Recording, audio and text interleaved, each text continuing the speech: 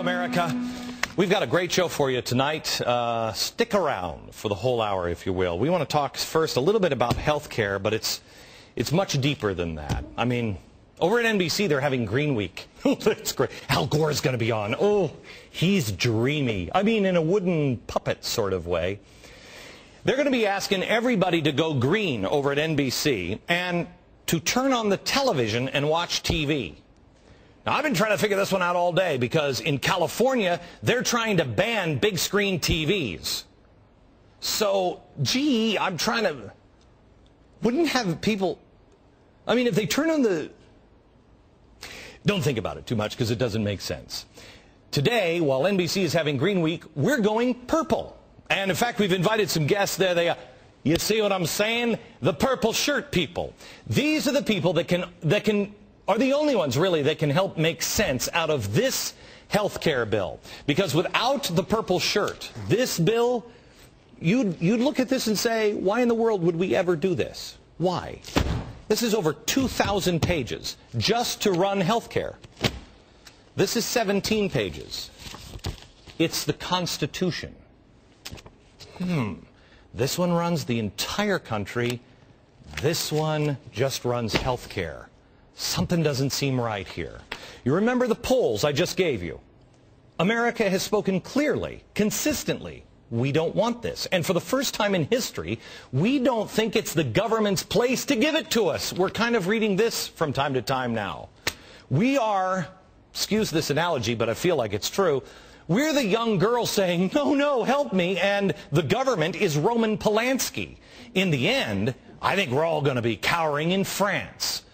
Why would we do this? We can't afford it. Our unfunded liabilities in the U.S. now are $105 trillion. $105 trillion. What does it mean, unfunded liabilities? Well, that means the promises that Washington has made, you know, to us and our parents and our grandparents and on our kids, the promises that they've said, oh yeah, we're going to have these things for you, that we don't have the money to cover. $105 trillion. That's basically an overdraft on our bank. And now we want to add to it. A few months ago, I see this is where it gets confusing, I remember the president saying that we were in a fiscal crisis that we may not be able to reverse. Listen. Our nation will sink deeper into a crisis that at some point we may not be able to reverse. All right. So in all the sense that none of our founders would have understood, he said the best thing we have to do is spend $1 trillion on a stimulus, and he promised us that our unemployment would stay under 8%. Well, now it's 10.2%. He said that couldn't happen if we passed the bill that he wanted, which was $1 trillion, or almost. We did. How is America supposed to feel confident that this time Washington will get it right? I don't. And by the look of the polls, I don't think most Americans feel they could get it right either. I mean, just look at the track record. In 1967, the House Ways and Means Committee, this is the place that, well, Charlie Rangel is currently overseeing, they predicted future Medicare would cost only about $12 billion. The actual number was 110. Last year, it was over $400 billion. You see, they estimated wrong. Now they've estimated $1 billion would last 4 months with cash for clunkers. It was broke in a week. Social Security is going to be bankrupt in 30 years, if we make it 30 years. Obama has proposed at least $10 trillion in welfare spending now. And yet, now he's in China, as he's begging as he's showing how strong we are to China, he's now acting like somehow or another he's being fiscally responsible. He keeps using the term deficit neutral. Love this one. Congress needs to know that when I say this has to be deficit neutral, I mean it. I will not sign a health care bill that is not deficit neutral. This can't add to our deficits.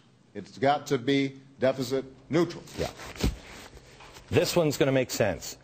But this one they have a problem with.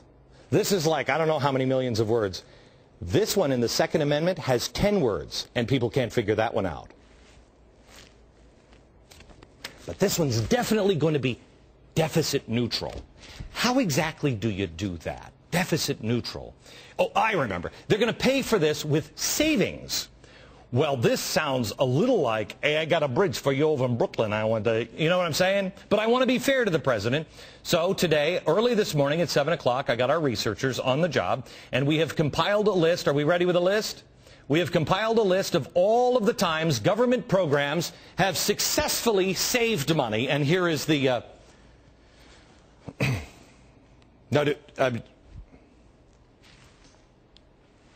Now we can't find anything. We didn't find this cool arrow. Yeah, but that's it.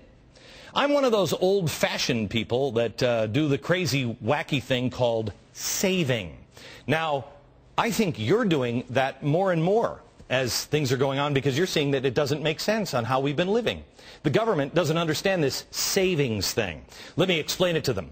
If I want something, I set money aside, and then I buy it. I know, it's a radical idea.